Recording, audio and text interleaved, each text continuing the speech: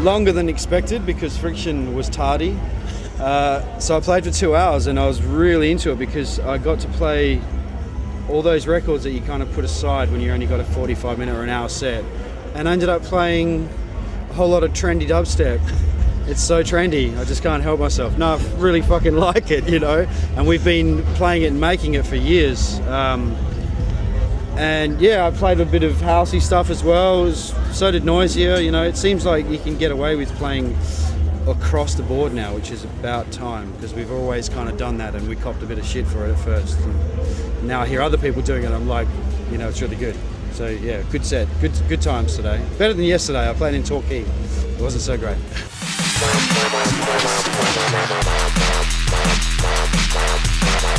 I don't think I have actually. I think Gareth from Pendulum might have DJ'd here, but I had no idea it was a skate park. And I grew up as a skater and still skate now. So Di and I were on stage sort of reminiscing about skating places like this and wishing we were 10 years younger so we could actually still skate places like this. But yeah, it's an awesome venue. It's like a warehouse rave from the 90s, you know. It's what people reminisce about and older people say, you know, the good old days. That's it. 2009 is still good. It's still happening. Exactly the same. So it's awesome.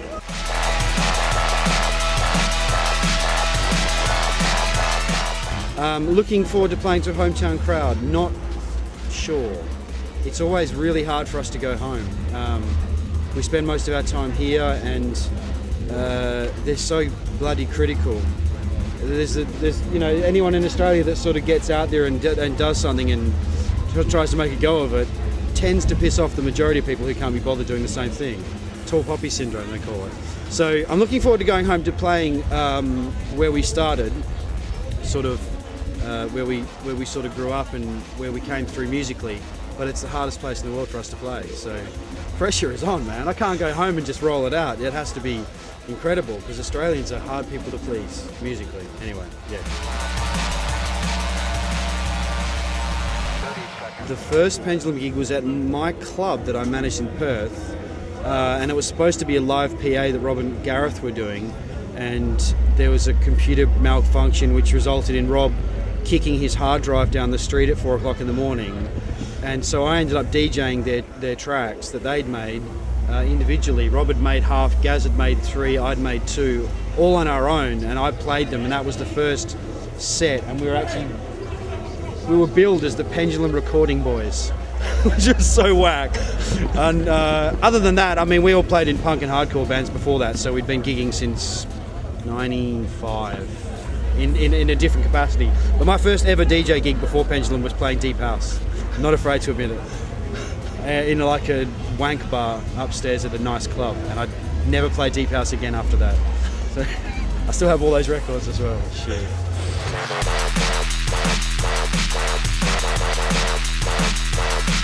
The first ever band that I saw, Dire Straits. I was 14, my friend got tickets. My parents somehow let us go. You know, in the 90s, like 14-year-olds weren't running around having sex and getting tattoos and wearing shag bands or whatever the hell someone had told. Anyway, so what I was influenced by was purely 90s grunge and metal was me. I didn't get into raving until quite late, although I did like the Prodigy, and I remember standing outside of a venue in 1992 trying to get into an 18 plus gig, and I couldn't. So I just waited for them to open the doors for people to come in and out and like, try to catch a glimpse of the Prodigy playing. And then I didn't go to another gig until like 97, and that was Groove Rider. So that was when drum and bass sort of made sense to me, when it got really dark and evil. So there you go. I think the one person this year who I've heard, who musically I've sat down and gone, damn, is this guy from San Francisco called Eskimo, dubstep producer. I have no idea how he makes those sounds. Like he's on some, there's like good producers, and then there's dudes who are like, you'll never catch them and don't even try, because he does that shit in his underpants, like while eating Fruit Loops, like, you know, in half an hour, and he's one of those guys. So yeah, he really surprised me this year. I think 2009 he came out of nowhere really, and 20 tunes later he's on Warp, and you know, every time I get sent something I can't fathom how it was made, which is what I want to hear, you know. I don't want to be able to deconstruct a song and tell you what patch was used to. I can't tell you shit with that guy, so he's pretty good.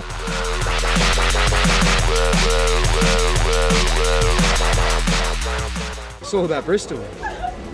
It's pure and simple. It's one of the first places I played in England, and I have been collecting drum and bass records since drum and bass existed, and there is so much of Bristol that has just peppered the history of drum and bass. B Recordings, Full Cycle, Philly Blunt, Bill Riley, all the Die. Die was here tonight, and I booked that guy at my club in 2001, and I still get funny when I talk to him. So I'm like, I own 40 records this guy's made.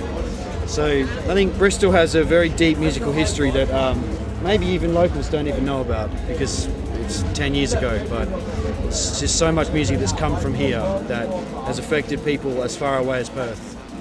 It's a long way for music to travel and to be remembered all these years later, so that's what I have to say about Bristol.